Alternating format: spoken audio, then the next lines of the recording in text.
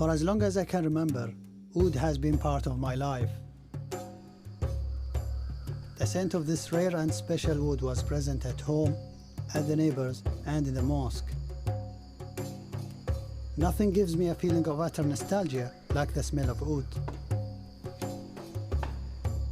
But looking beneath the surface of this incense will take me on a journey both dark and beautiful.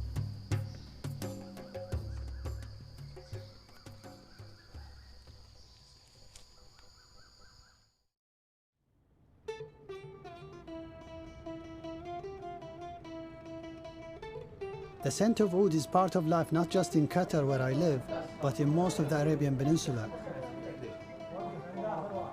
More oud is burned here than anywhere else in the world.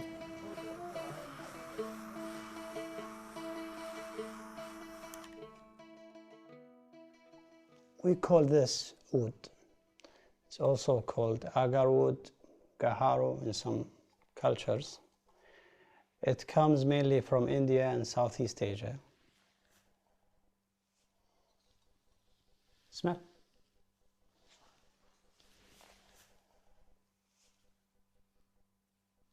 Yeah. Well, to you it might be weird, but to me it's really good because I'm used to it since I can remember. It's like you dipped the wood in a very nice perfume. Could you describe the smell? Happiness, I guess. It's so deep in my subconscious. When I use it now, it makes me feel better. Everyone has their own associations with oud, but above all, it's a communal thing, used to welcome guests or share with family and friends. إذا تدخنت وش تشم؟ أنا أشم ريحة الجنة. أنا بالنسبة لي العود من ضمن الأشياء الغالية الثانية تطرد الكآبة، يحس الواحد ببهجة. طبعا على حسب نوع العود. كل عود له عندي ذكريات معينة. يعني مثلا العود الكمبودي عشان أتذكر الوالدة. أذكرها بخير. العود الهندي مرتبط في الوالد. وكل سبحان الله كل أنا بالنسبة لي كل قصة كل كسرة تحكي قصة. يعني تحكي عشرات السنين فيها. Yet in recent years, that story has been changing. These wooden chips have become incredibly expensive. And each year, the high-quality oud we thought would be there forever when we were growing up becomes harder to find. This is the alley of perfumes in the old souk. Since oud becoming rarer and rarer, I will see now what they have to offer. السلام عليكم. هذا من وين؟ من الهند. وهذا الكيلو بكم؟ كيلو 18,000. كيلو 18,000. نعم. نايس. عندك شيء أفضل؟ لا بعد أفضل هذا لا. So basically, all of this is below the average good oud, which means this is below super. But anyway, I will smell it. Maybe I will like it. Part of the mystery of oud is that it never smells the same twice. Its strength and quality depends on the concentration of oil in the wood. But in the end, it's all down to personal taste. It's actually not bad. But either way, the Indian stuff is not for me. I'm used to the Cambodian and the Indonesian. This is more intense and fruity. The other one is more fresh and woody. The other one, the type I like. في 1 كيلو الله يسلمك عندنا في الكمبودي هذه سوبر فيه. موجود؟ ممكن نجيبه؟ إن شاء الله إن شاء الله. Even if you ask for the best stuff, they will not give it to you right away. You will have to try what they have. First, they will try to sell you what they have on display. You don't get it, they try to sell you from the bags that they have here. You don't like it, they go inside and bring maybe other bags with better stuff. I guess we'll see. تقول هذا كمبودي كمبودي نعم. وهذا كم سعر الكيلو؟ هذا الكيلو 120. 120,000. 120,000 riyals is $34,000, which per kilo is the current price of gold. Yeah, this is much better.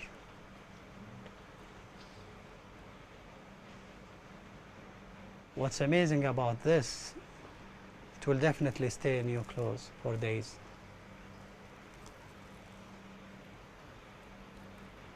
However, the price is too much and I can't afford it.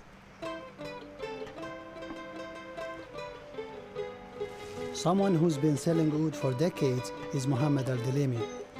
In this storeroom, he estimates there is about $1.5 million worth of the wood. The good people who purchase the oud, they listen to it. They listen to it. You see, I can judge from listening without seeing. If I move that one, the one from Sabah plantation, you will hear different tune. So It's about how heavy the wood. okay, this is one thing. It has to have a weight. Some people, older people, they will cut it by their teeth. Yeah. And they will test it. If it's too much better, then this is good quality.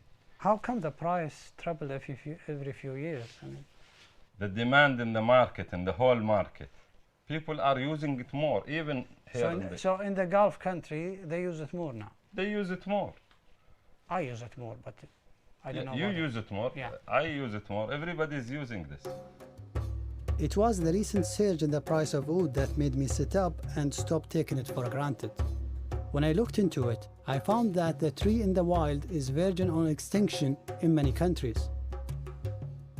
In a vicious circle, the rarer it gets, the more desirable it becomes, driving up prices and creating a dangerous black market. There are now people getting killed in the hunt for oud. That's why I thought maybe I should look into it and find out more. Is it going to end in my lifetime? Am I part of the problem? I need to find out. I want to trace oud back from its end users to its source in the forest. Demand has been growing in both East and West, and my first stop is London, where I was recently studying. In London, I discovered more dimensions of oud. Oud is a very hot fragrance, so whenever I wear it, it makes me feel warm. The thick layer of cotton and wool absorbs the smell and keep it for a long time. One of the amazing moments I remember is walking to this university and the cold wind hits my clothes. Then the scent rises up. I definitely enjoyed oud here much more than I enjoyed it back home.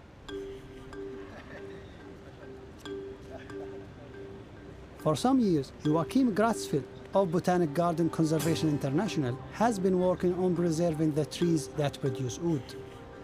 He takes me to the herbarium in Kew Gardens to show me how oud or Agarwood is created. So this is the Agarwood tree? Yes, so basically there is two genera, which is Aquilaria and Gyrinopsis, which are the main groups of plants that produce Agarwood. When a tree is wounded and has open bark, whatever. By what? It can be insects, it can be maybe a storm, can be many different things. So then it provides an entry for microorganisms, fungi. The counter reaction of the tree is to produce a resin, and it's this resin that then shows in these black spots. The sad truth is that the tree only becomes valuable when it's infected and generating antibodies in the form of Agarwood. It is quite a rare occurrence naturally. Sort of one in 10 trees, as I said before, is sort of usually shows signs of Agarwood production, while the other plants in the same population may not necessarily have Agarwood, and that's why it's a very rare resource. when you are in the field, this is very difficult to see whether a tree has produced agarwood or not. So that's one of the reasons why they are often indiscriminately felled, just to see whether they have it or not. And this is one of the reasons why the species have become so threatened these days. The trees have been put on the list of the Convention on International Trade in Endangered Species, or CITES. In some countries, this has led to a ban on harvesting, and in the rest to needing a CITES certificate for export, proving the wood came from a sustainable source. Commercial plantations have also been established, and yet, in the wild, the trees' population continues to decline. So as a consumer who only uses wild agarwood, do you think I'm a part of the problem? Yes, of course, unless it's sustainably sourced and respects the sort of is within the export quotas of the different countries, and unless also the CITES regulations are abided by, then yes, then you are part of the problem. One of the things I have to find out is whether my wood is harvested sustainably or not. But the demand for the wood far outstrips supply. In the last decade, there's been a boom of interest in the West for wood oil. The pure oil, or dehn al-oud, can be overpowering to those not used to it. Yet, in small proportions, it's a versatile ingredient, as Western perfumers have been realizing in the last decade. Nearly all the major brands now have an oud-based selection. But in Harrods Salon de Parfum, there is a French company, Derived, that was working with oud long before it became fashionable. This is one of our most special blends. Going to try. It contains the henna-oud, patchouli, amber, vanilla. Great. And how much is this one? It's 890 for 15 milliliters. Wow. And the Oud Supreme, it's our small, special, unique blend that I haven't showed you. It's our little secret. We keep it hidden. This is a very beautiful blend that we only show it to the most prestige customer, the connoisseurs who can appreciate this beautiful. And how much does bottle cost? It is 2,200 for a 50 milliliters bottle. It is an amazing fragrance. Because it's something new to the Western world, sometimes the reaction can be overwhelming maybe. It's something that is not familiar for them. But as they come second time to try it, they will fall in love. So you need 1-2 times to smell it, and then you will want it. I'm in love with that. I'll keep smelling all day. Derived have been developing oud perfumes for around 30 years. But this is the first time they've opened a boutique for the public. Uri's daughter, Annalise, is also a perfumier. I remember when I was a child, with my sister, we were discovering the different ouds, and surprised, of course, because at first, you can be surprised. But it got very trendy in the past 10 years. What do you think of that? I look at this with a little smile, in a way that suddenly everybody discovered the beauty of this component. For the forest of Agarwood. The trend now is creating huge demand. So do you think the end is coming sooner?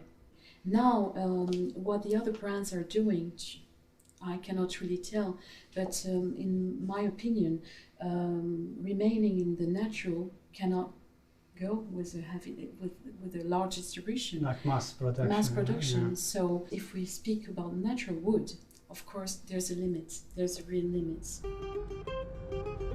After smelling Derrived's perfumes, I want to meet the man behind them.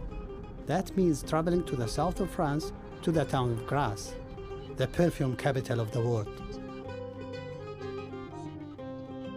Grasse earned that title thanks to the fragrant flowers that have been growing in the area for centuries. The jasmine that goes into Chanel No. 5 is picked from these fields. The town even has its own school of perfume. I attend a lesson given by Max Gavari, a famous French expert, or nose as they are called, who has put together scents for Dior, Dolce & Gabbana and others. He gets his students to sample oud oils from different countries. Thailand is sweet. Thailand is a little sweet. Thailand is sweet. Thailand. Indian is good, I think. It's not bad. It's very dirty, it's very animal. Yeah. Indian is maybe the best. It's kind of civet light. Yeah. It's very difficult to copy the nature. You always miss something.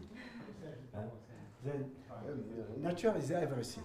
Could be sweet, little fruity, little. Then you say, okay, maybe some fruit, maybe something fruity. Then you are going to add some food, and then after, too much. You know.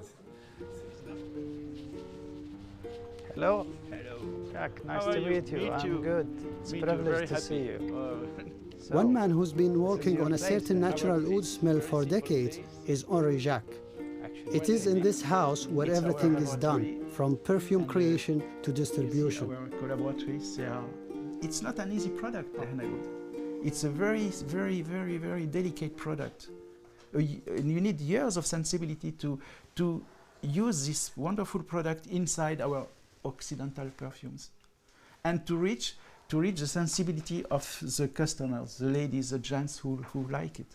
It's an invisible communication of love between a product and the people. You see, I don't know if I explained myself, You did. but it's very important. So you're saying it took you knew about oud in the 60s, Yes. but it took you about 20 years to make it. Oh yes, 20, 25 years to start mixing it in different perfume. And how many failures we have passed through until we reach. You know, it's not an easy product. You put rose in oud, the smell immediately is wonderful. You say, oh, it's rose oud, and 1 month later, 2 months later, you smell it, rose has disappeared. So oud is a very powerful product. And so it's hard to mix it with something else. Yes, and you have to be patient with the oud. You have to be patient, like a beautiful lady. You have to be very patient, and oud is also the same, has the same delicacy. Yeah. Henri gives me a sniff of the oil at the base of his oud perfumes. This is pure oud, or a few type of oud mixed together, or what is it exactly? I mean, It is a different mix of oud, because I want to reach the smell of the oud that was available 20, 30 years ago. Yeah. You see? So why? What's the difference between because that was available 20, 30 years ago and now? I believe with the deforestation, you know, the forest of wood, they are all cut. So the wood we have today is not same as before. It was more animal. There was a more strong animal smell in the old wood. It was very sick. It was so wild, so sick, so animally, and you know, and today it is more sweet, more soft, like a beautiful skin of a lady, for instance. You see, that's it. So you're happy. You're saying oud used to be wild, and now it's tamed. And now it is tamed. Yes. Yeah. The high-quality oud of memory seems to be fading into the past. But my research has taken me to the website of Agarwood Consulting and the man behind it, who lives near Grass.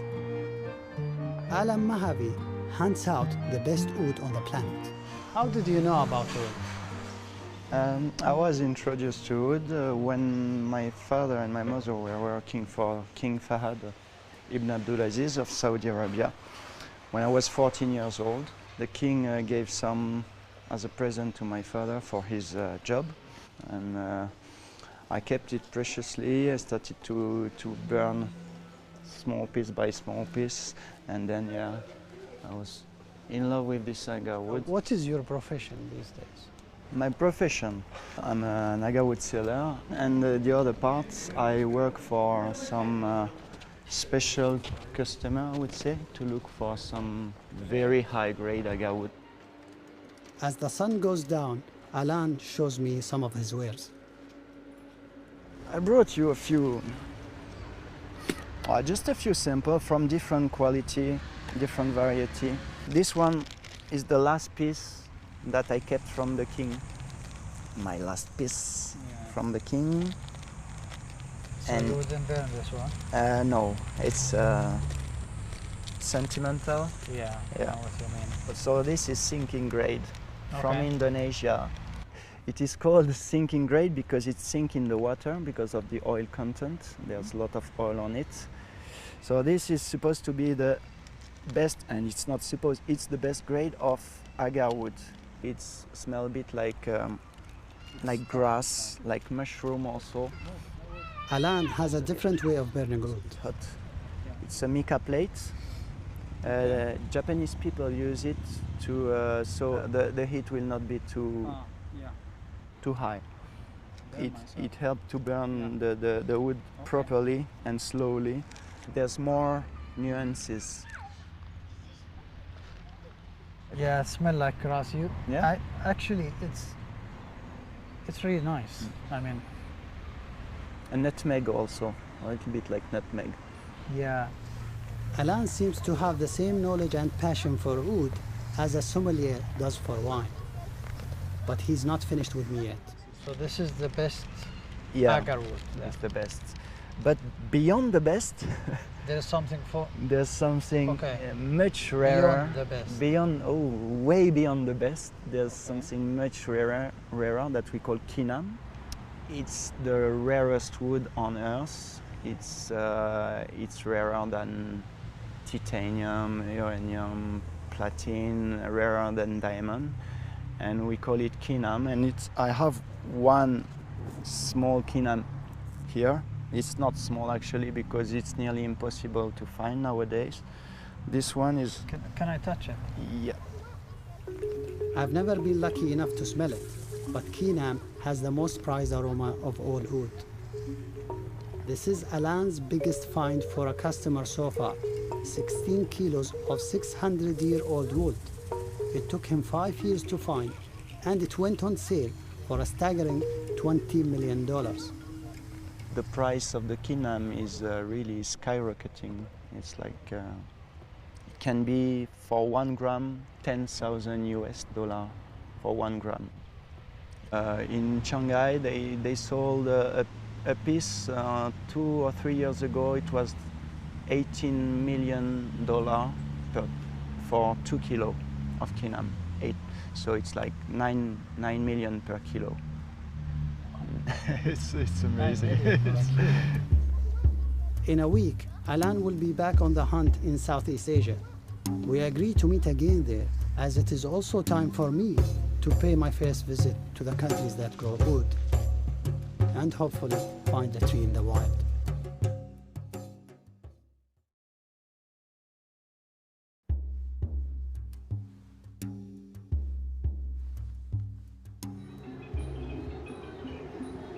Bangkok, Thailand. Finally, I'm in the region where oud comes from. For millennia, oud has spiritual associations for many Asian cultures, where its smoke was said to aid contemplation. It may have first come to the Middle East with Chinese traders, and today it's the Chinese again who are having the biggest impact on the market. Back in Asia on his hunt for kinam, Alan tells me about the boom in Chinese sales. When did the Chinese start demanding oud more than the rest of the world? It started in 2000. 2000, yeah, recently, because of the economic. Yeah. Because there's more and more rich Chinese, and it's really fashionable now. They buy all the highest quality, so the price is rising very, very fast, like every year, and can be like 20% also depending on the quality, or the highest quality. What do they use it for? There's a different purpose for sculpture, for feng shui. They like to put it on a nice place in their home to impress their guests also, and also as a traditional medicine. They don't burn it like us? They burn it also, but nowadays, because of the value, the rising price, skyrocketing price, they also invest in it. Like we can invest, for example, in painting, they invest in Agarwood. People's reluctance to part with a wood as investable as quinine is an obstacle Alan constantly comes across. Especially in Asia, you need to have kind of trust with these people. You cannot come and put the money on the table. They will not sell it to you. It's not about the money. If they know that I'm really involved in it and that I really do it because it's a passion, it is easier. But it takes time. You cannot have a quinine. You cannot say, okay, next month I want a quinine. It's not possible. It's not like buying a Ferrari. Or it's easy to buy a Ferrari as long as you have the money. You just go in the shop and, okay, I want this one. For quinine, it's very different. Yes. Who's this customer? I cannot tell you about the quinine customer. It's confidential. It's part of the contract. But from where, at least? Chinese customer. Alan has more than 200 Agarwood contacts in Southeast Asia. His most trusted one in Thailand is with Sawa, who started out harvesting wildwood but has since changed his ways. If we harvest the tree from nature, it's wasting to cut down the tree just only for a few pieces. So I start doing plantation business first because of money. And the second, to save natural Agarwood tree in the forest, still in the forest. Overexploitation has led to a ban on wild harvesting in Thailand, and across Southeast Asia, there has been a boom in plantations growing cultivated agarwood. Here, Aquilaria are induced into generating their precious resin through chemical injections. Wetsawa also uses his own concoction on trees owned by farmers he knows. I will show you the tree that already done inoculation. I did it, I think almost 2 years. This is the hole that I drill with electric driller, and I squeeze the liquid, the inducer, inside the hole, into the hole. But what do you inject it with? What is this? This is the organic liquid. Anything is food grade. Yeah, but what's in it? I can't tell you everything because it's a secret formula.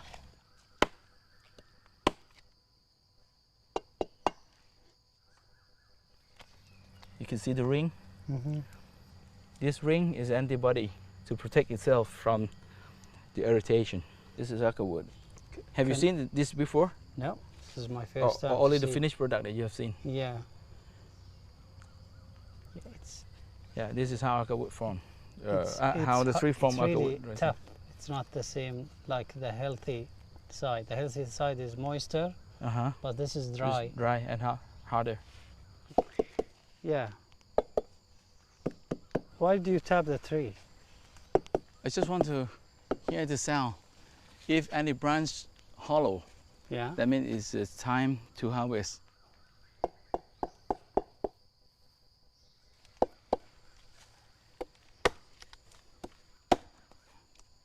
Yeah, it's ready to harvest. This one is good enough for a normal grade, not a super grade.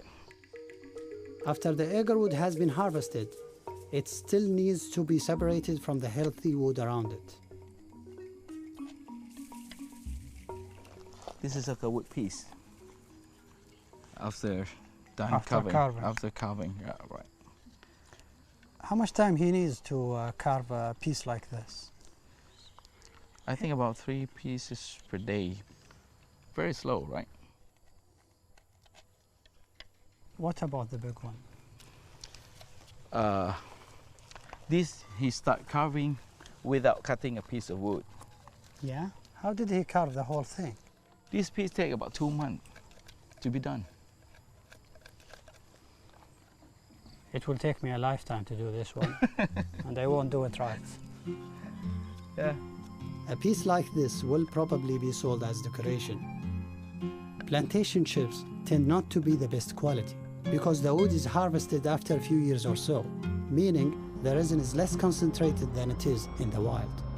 Yet, whatever the quality of cultivated wood, in the near future, it may be the only option available for those of us who aren't super rich. I still don't know whether I'll ever get my dream of seeing a wild tree in the forest. But Alan and Wet'suwet take me to a special place near the Cambodian border. We're coming to this temple to see a huge and very old natural Agarwood tree. How old? Older than 200 years old.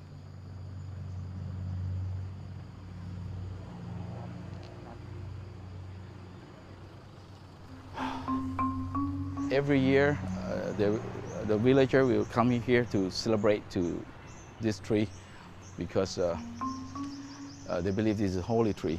ทำไมมันจึงพิเศษกว่าเพราะว่าอายุ เพราะว่าเป็นไม้ตอนสร้างวัดใหม่ๆหลวงพ่อเจ้าวัดองค์เก่าอาจจะเป็นเห็นความสำคัญเลยทำอนุรักษ์ไว้ Alan, would you think this tree would produce quina?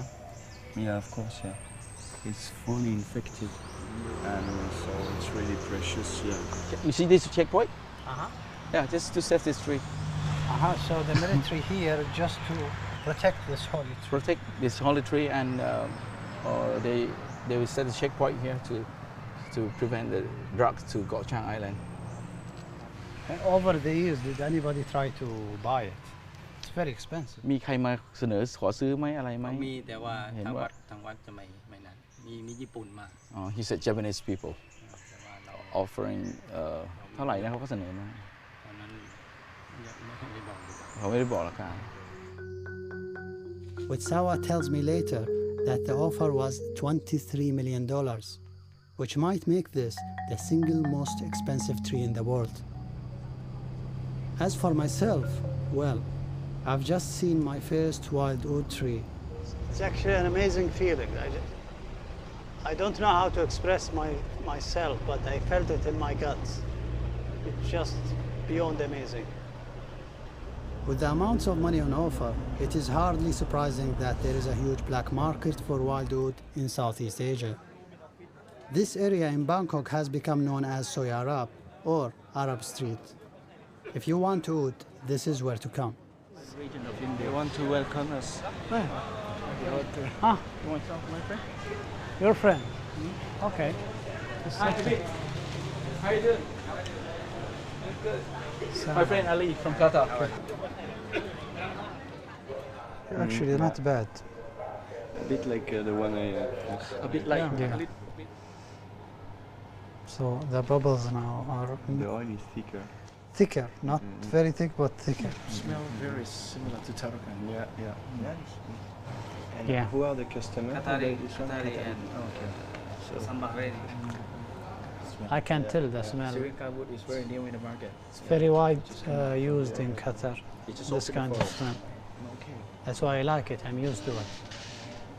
yeah. Remind you of your childhood. Yeah, Yeah. takes me back. In lots of these shops, there are chips openly being sold from Cambodia, Sri Lanka, Burma, all countries where wild harvesting is banned. How does it come here? I thought it's illegal. But nobody wants to tell the truth. When you ask them, they keep telling, oh, I make it legally. But when you ask about the document, they don't have anything to show you. How did they get it if they don't have a document? They pay for the customs office. So you're saying they smuggle it to bring it here? They must know somebody inside. I'm treading on sensitive ground here. I was warned in Qatar that poking around too much into oud in Southeast Asia could be dangerous. None of the sellers I meet will talk on camera about their trade. But eventually, I find a dealer from the Gulf who agrees to, if his face is hidden. الحين العود ممنوع في كمبوديا. ما تقدر تقطع الشجرة وما تقدر تصدره. نروح لكمبوديا والتجار نفسهم اللي نشتري منهم العود نتفق معهم على ان احنا بنجيبكم ومعنا دراهمنا حتى يعني يمر من عند شو اسمه من عند الشاشه اي من يندفع لهم كلهم الضباط. هي ترى اكثر الامور في امور واجده ماشيه فساد ولخبطه. يعني انت الحين تقول ان تجاره العود ما تمشي الا بالدفع والفساد؟ والله في بعضنا ويروح للخليج عادي الخليج يروح لهم جاهز مرتب. يعني التاجر الخليجي ما جاء وفي ديرته وجاهز مرتب ومرخص ونظامي ما يدري وش الافلام اللي صارت. It's certainly something I didn't know about. My oud tends to come from Indonesia, where a quota of wild harvesting is allowed. But I've also learned that Qatar and other Gulf states have effectively opted out of the CITES controls on Aquilaria, in case it affects trade. The different rules for different countries have created the kind of spider's web on which the black market thrives.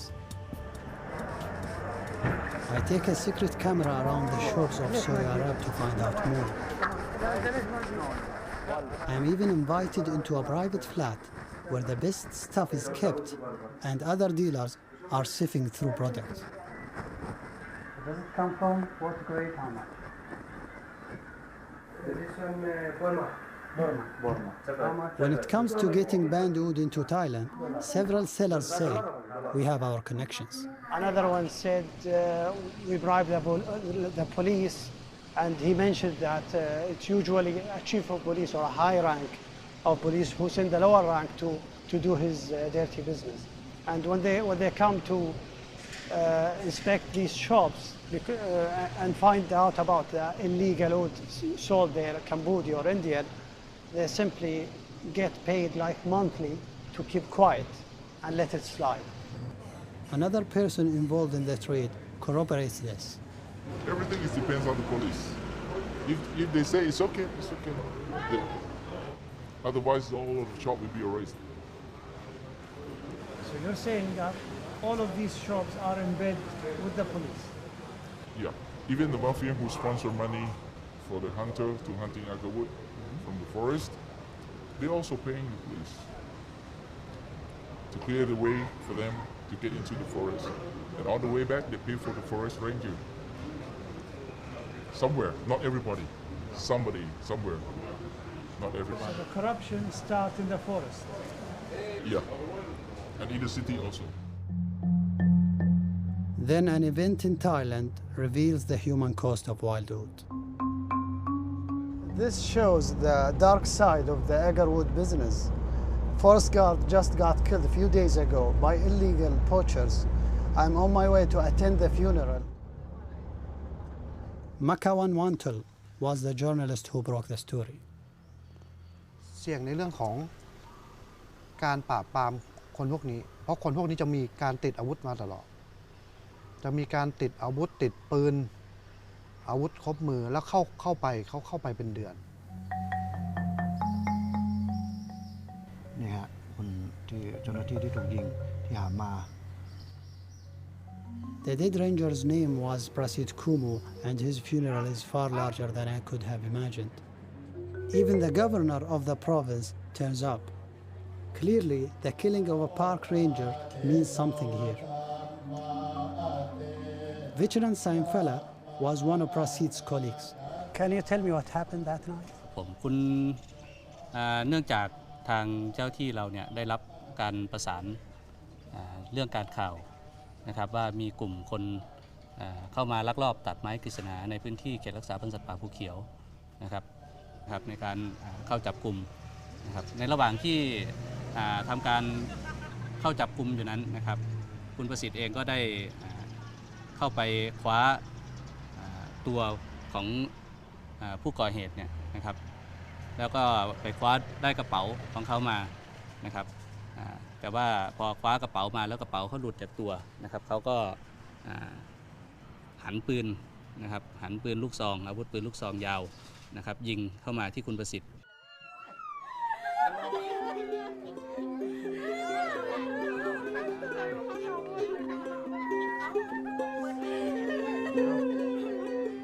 How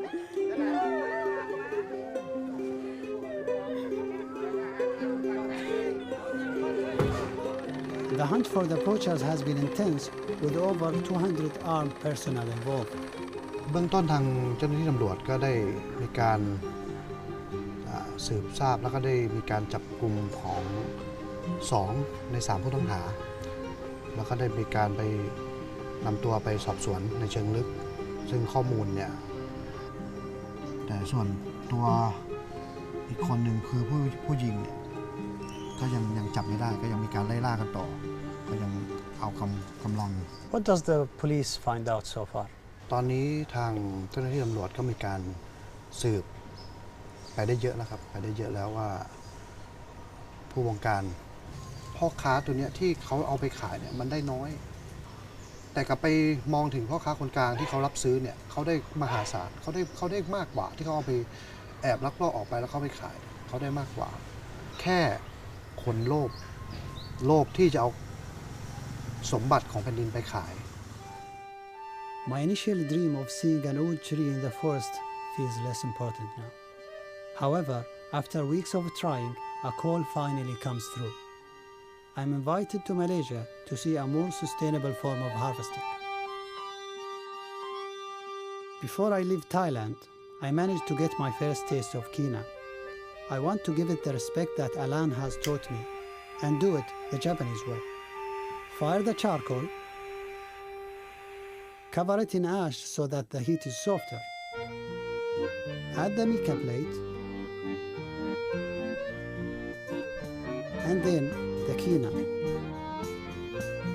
It's only a few shavings, but at $1,000 a gram, 30 times the price of gold. It's raw. It's so animalic. It's like burning a chunk of spice. Is it the best oud you've ever smelled? Definitely potential.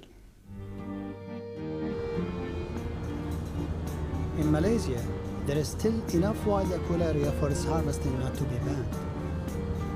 Under CITES, a quota of 200,000 kilograms a year can be exported. Mayam is an Orang Asli, one of the indigenous people of Malaysia. I eat? Okay. He makes his living from harvesting what the forest provides.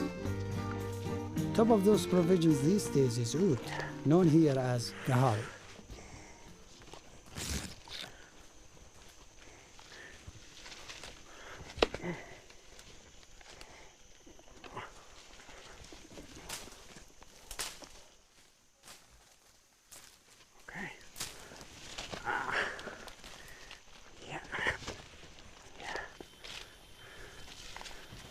Ali, pokok kayu haru.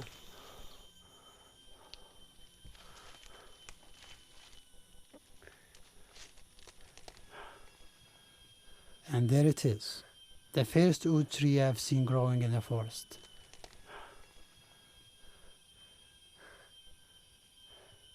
Mayhem. How come the tree is already wounded like this? Saya jalan-jalan dulu, saya lihat dia ada isi macam ini. Dulu di kulit macam ini dia akan kering jadi hitam. Itu tanda dia ada isi. Tanda ada isi. Selepas itu kapak. Guna kapak, jadi inilah. Potong bawah, potong atas. Kasih pecah, ambil dia punya isi tengah. Jadi batang ini, pokok ni kita biarkan macam ini. Lain tahun dia akan jadi. Kita ambil lagi. Kemudian pula dia akan jadi macam ini. Tambah ambil lagi isi. Do you have other tree like this in the forest? Lebih kurang dalam 8 pokok. Tapi tidak dekat-dekat. Jauh-jauh lah. Officially, the Orang Asli are only allowed to harvest oud for their own use, but they also sell it on. Mayam has had his run-ins with the law. Kadang-kadang saya pun jawab cakap ini kayu pokok gaharu bukan kerajaan tanam, ini tumbuhan sendiri. Saya pun tinggal di hutan, kayu pun di hutan, ini harta saya bukan harta kerajaan. Saya cakap, dia pun kadang-kadang siap, dia tak boleh jawab lagi. Kadang-kadang orang asli bawa kayu, kayu gaharu dia pun akan rampas lah. Habis rugi lah. Orang asli tak boleh cari makan. Macam itu. Do you think the tree still has a future here? Masa depan Malaysia, kalau tidak ada orang Kemboja, Vietnam, Thailand, Filipina mau datang lagi ke Malaysia, kalau tidak masuk lagi dalam hutan Malaysia ini, pokok kayu gaharu masa depan banyak. Dia pokok besar pun kasih tebang. Pokok sebesar ini pun dia gali cabut cari IC. It was, I don't know how to describe that. It's exciting and also sad because it was really hard to see it. We walked for hours and we didn't see any other tree, either healthy or infected. And eventually we saw only one tree, an infected one. And a local tribe member is harvesting this tree slowly and piece by piece. So, to answer my original question, am I part of the problem? Well, yes. I guess anyone using wildwood is some part of the problem. With the pressure put on it by people like me in the Gulf, by Western perfumers, by Chinese buyers and the black market, its survival may be reaching tipping point. The stocks in Malaysia and Indonesia, which are said to still be viable, supply just a fraction of the demand. The only hope I can see is plantations, where the tree can live long enough to produce the kind of resin that competes with that of the wild. But that will take time. Until then, all I know is that I will only buy wood from sustainable sources. And that after this journey, the scent of heaven will never smell the same again.